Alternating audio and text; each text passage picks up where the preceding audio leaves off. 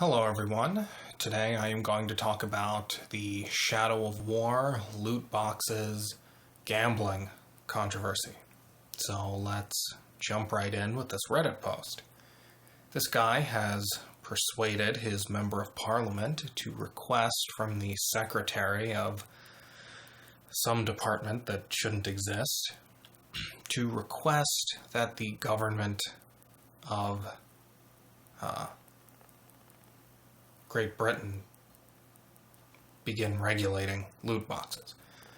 So he asked, quote, what steps she plans to take to help protect vulnerable adults and children from illegal gambling, in-game gambling, and loot boxes within computer games. Always for the children, isn't it? And the vulnerable adults. Well, what is the philosophical premise behind the idea that gambling and other addictive activities should be regulated? Well, I remember Danny O'Dwyer, if you're familiar with him, some Irish moron who talks about video games. I remember one time he was on the Giant Bomb podcast, I think, and they were discussing addictive mobile games or something like that.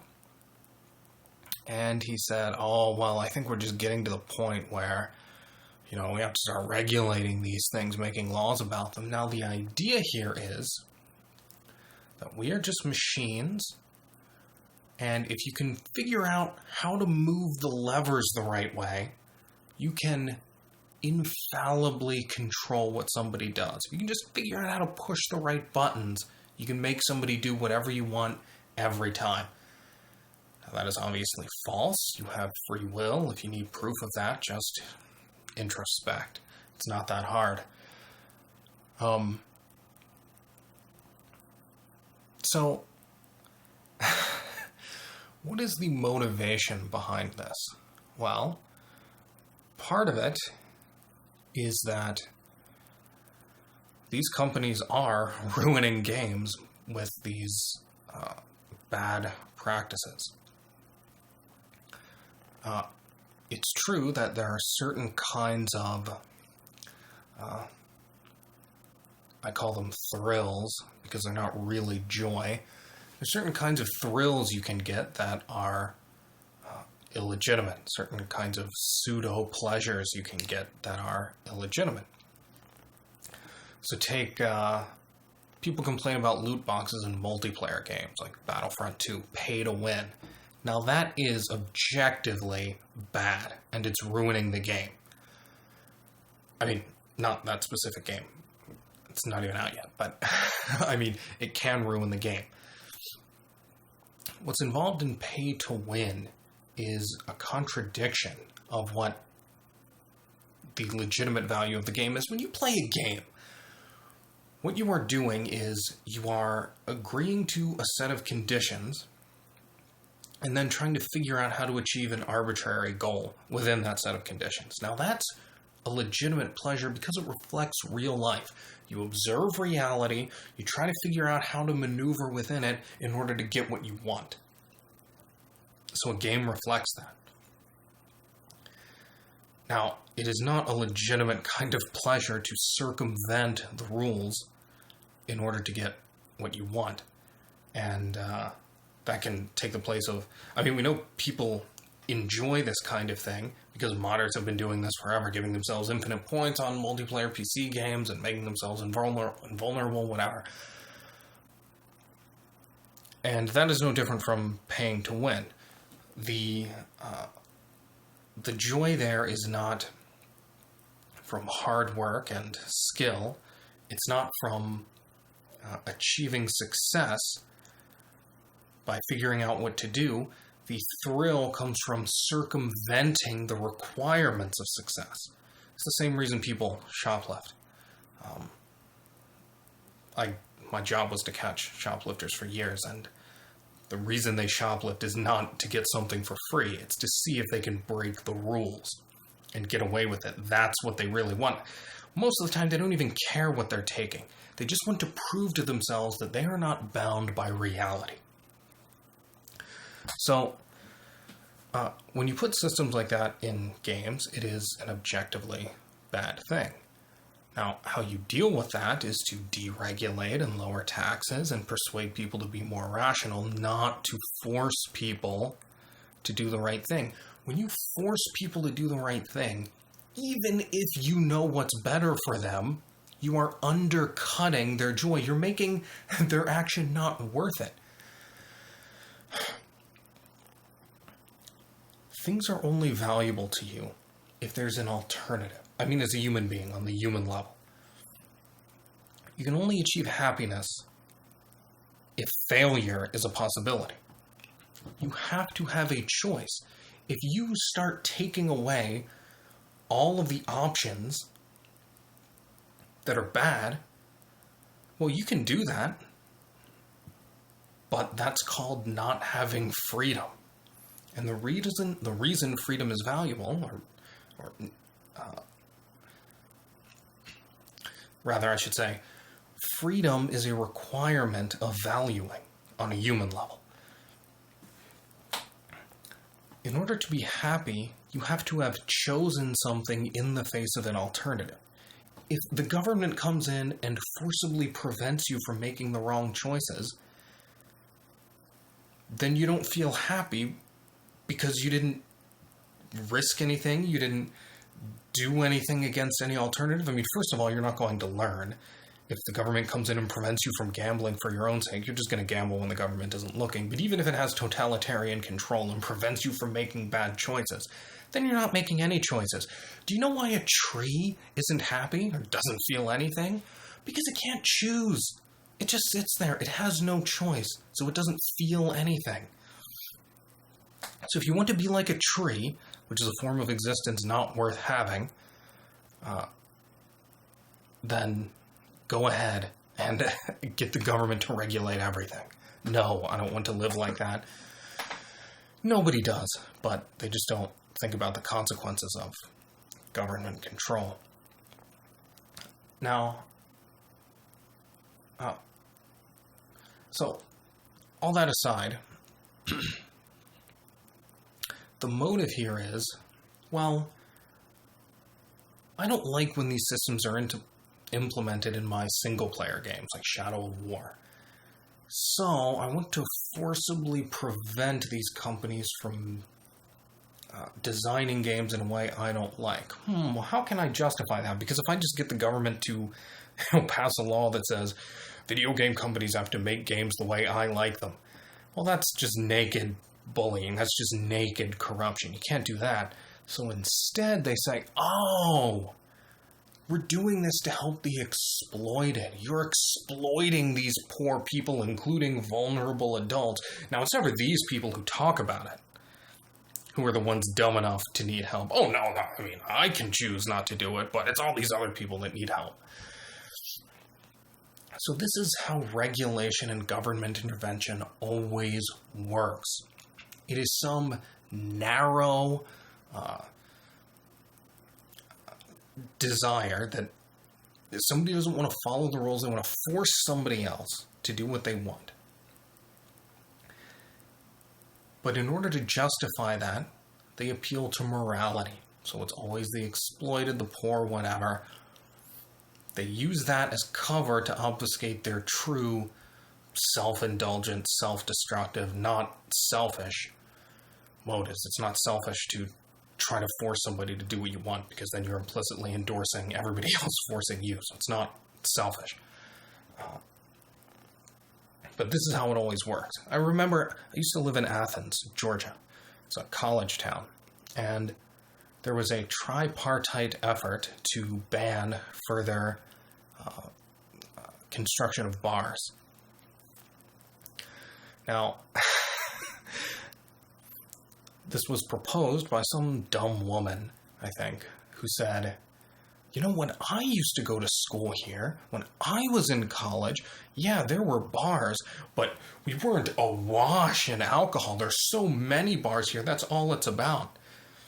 So I don't like that, and I don't think there should be any more bars. Now, just the narcissism involved there. That where did you get the idea that you have the right to enforce a static college experience for all time that matches yours? I mean, that is narcissism. Now, narcissism has a technical meaning. It is not extreme selfishness. Narcissism is it's a selflessness. It's really a form of lack of self-esteem. It's a lack of consideration for anyone else around you. It's this mentality of everything should be about me. I should just be able to emote and things should conform to me. That is not an attitude of selfishness or self-esteem. So, anyway, I have to be clear on these things because people don't understand these ideas, and I don't want to be taken to sanction an idea or give people the wrong idea. So, anyway, so it was her, the government, of course, which in a college town is just, they'll take any excuse to crush anybody for any reason. As long as it's anti-freedom, they'll support it. And then, who was the third group here? Oh yeah, the bars. Weird. The bars. What? What? Why would the bars be interested in this? That seems weird. I guess just because they agreed, right? They agreed, yeah, there's too much alcohol here, and we want to preserve the kind of reasonable college experience. No, it was to shut out competition, but they used this altruistic excuse to do it. And this is how regulation always works. And that's what's happening here with the loot boxes. I don't like what they're doing to single-player games, and it is bad, so I'm going to use this excuse of helping the exploited, which isn't me, I don't need the help. I'm going to use this excuse of helping the exploited in order to force these companies to make games the way I want them to be made. Okay, so that's that. Now there's this second article here on PC Gamer, and I just want to read this one paragraph. This guy says, of course companies exist to make money, but that also makes loot boxes fair game for criticism. Loot boxes aren't about survival, they're about profit. That's the money quote. I will come back to it, but let me finish this paragraph. Publishers choose to make their games bigger and more expensive year after year, funding that escalation with a payment system that triggers the same impulses as gambling wasn't inevitable or unavoidable. It was a choice. Well, first of all, it was a choice, but not necessarily a choice between ways of funding games of that size and expense. It could be that there just was no other way to fund them, but his premise is that, well, there were other ways you could have done it. Well, we don't know that. But second, loot boxes aren't about survival, they're about profit. Okay. Profit is survival. Do you need a smartphone to survive? Yes, at the level at which you're surviving, with the level of security and longevity you expect. You need something if. Yes, you can have a bare form of subsistence with nutrient paste, but that is marginal kind of existence. It's not secure. You probably won't live that long, but even if you could, it's not enjoyable. Now, that's a complicated issue, and I'll do an episode on it at some point. But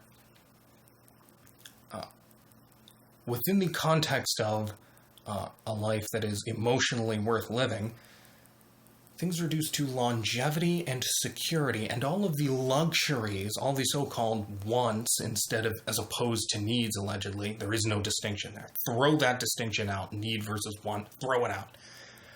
All of these wants, they are needs if you want to live with a certain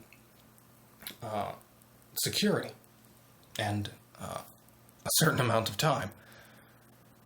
So do you need advanced medicine to survive? Well, I mean, people survive for a long time without it.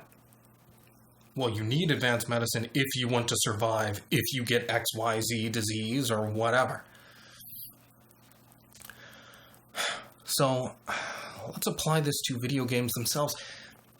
This guy is so profoundly status quo, and he's too dumb to realize it, which is ironic because he's the kind of person who accuses people like me of being status quo.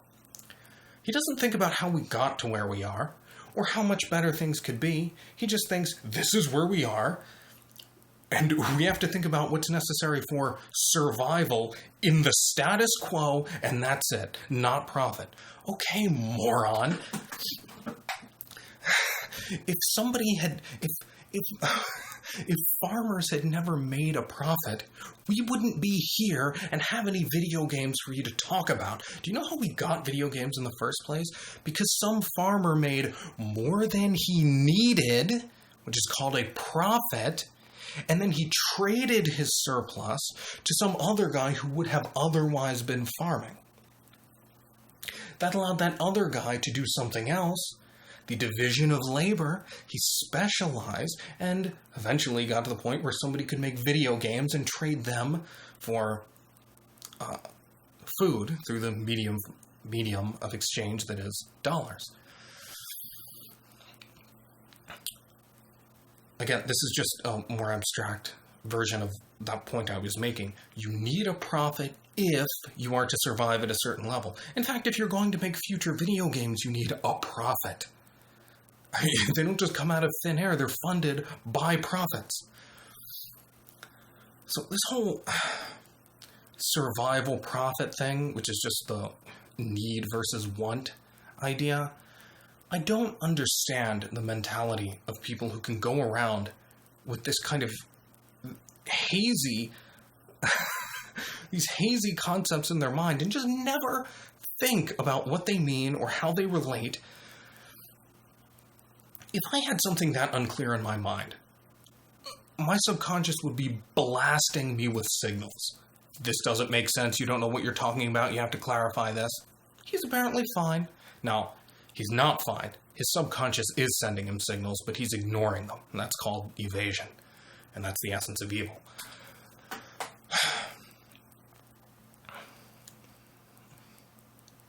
Anyway, but that said, I don't think loot boxes are a good thing in the way they're often implemented. I don't think they're necessarily bad, but the way they've been implemented is often it is pay to win. And as I said, that's just as bad. That is really no different from people who cheat at a game in any way, a multiplayer game. It can be a little bit different in a single-player game if you're just messing around, but so yeah, I agree. Some designers do design things in such a way that they are counting on people's irrationality. But the answer to that is not to give the government more control and have it tell companies how to run their businesses and create their games. The answer is fundamentally philosophical. Why do you think people are so interested in these short-term rewards and this constant just pressing of their pleasure centers? And they won't eschew that for longer-term integrated joy. Because we live in a disintegrated culture, of course people are going to do this when all they hear all the time from everyone is, you have to be skeptical, you can never know anything, who can know what's coming in the future, principles are simplistic, abstractions are simplistic and artificial. Of course, if you have a society that believes that, you are going to have a rampant problem of people just getting whatever short-term pleasure they can, which is going to make addiction widespread. Now, even conceptualizing it as addiction is wrong, because addiction is something physical. It's not an addiction if you just choose to give into it repeatedly. This goes back to the whole pulling the levers and pressing the buttons in your brain to get you to do exactly what you want. People don't see any distinction between chemical processes in your brain and your will influencing things. And if there's no distinction there, then